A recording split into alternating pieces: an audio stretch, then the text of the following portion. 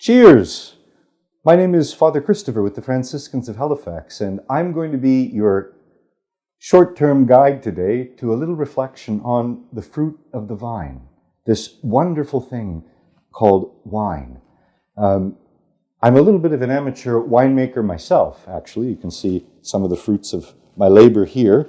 And as you can see, we've also got, somebody was kind enough here in the convent to make us a little habit for Fravino that we could put over one of our bottles of wine. Wine is a wonderful, wonderful thing.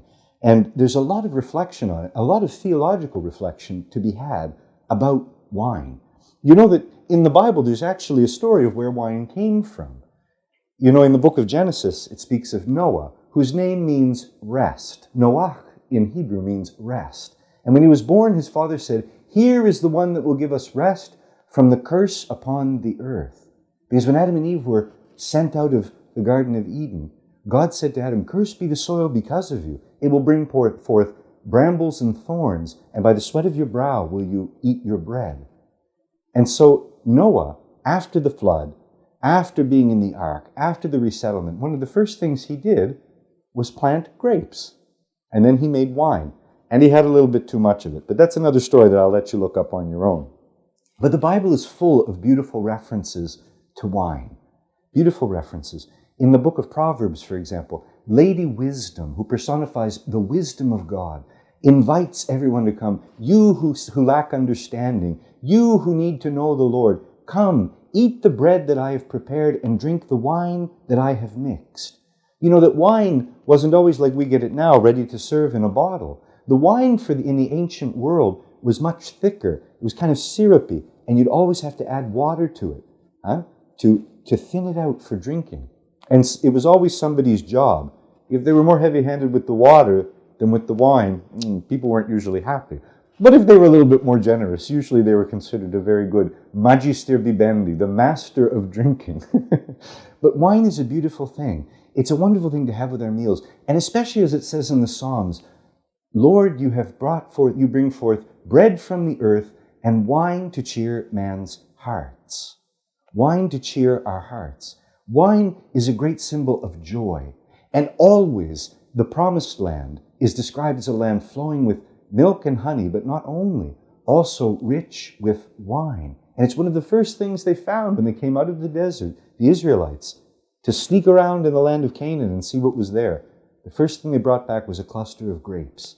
And continually it's considered a blessing to have fruit on the vine. And there's another beautiful thing that wine and bread have in common, is that they're alive, or the product of life. Like we say in the Eucharistic prayer, the fruit of the vine and work of human hands. And the same thing we say of the bread, the fruit of the earth and work of human hands. But there's another little worker in there too that we don't always give the credit to, called yeast. And it's one of the things that the two have in common. It's a beautiful thing. And through their activity, we get this wonderful gift that God has given us. And all through the scriptures is described as a beautiful thing. But as a great priest once said, we have to understand this table, that is the table at which we eat, to understand another table. And I'm going to take you there in a second. Whew, that was quick. A big shout out to St. Joseph of Cupertino Transportation. He even managed to grab my hat for me so I can, be here in the church as I should be. But the table that we're talking about is the table of the Lord. That when we eat and drink together, we're spending time in communion.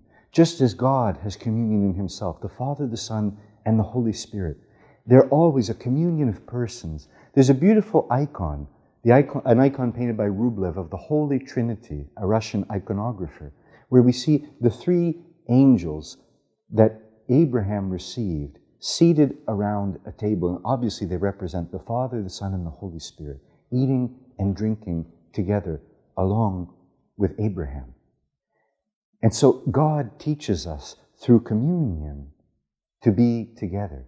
And Jesus Himself, in the most important passage of the Scriptures for us, took wine and water and declared it to be His blood and declared the bread to be His body.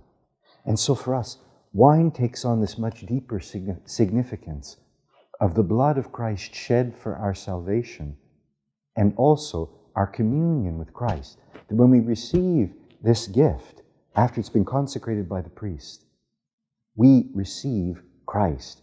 And we, in this life, in this flesh, in this time, participate in the divinity of God. There's a similar chapter in the Old Testament where God calls young men to come up to the mountain along with Moses and Aaron and eat a meal with him. And it says they were amazed because they looked upon God and could still eat and drink. And Jesus himself, before the crucifixion, said, I will not taste again of the fruit of the vine until I drink it new in my Father's kingdom, which is always characterized as a great banquet, a feast, as Isaiah tells us, with rich, juicy foods and delicious, clear, precious wines. So, my brothers and sisters, when we sit at our own table and we take a sip of the fruit of the vine, we should lift our thoughts to the heavenly banquet that God is preparing for us and enjoy this gift in communion with others, those that we love, that love that Christ commanded of us, that prepares us to be the guests at the heavenly banquet, where we too will drink the wine new.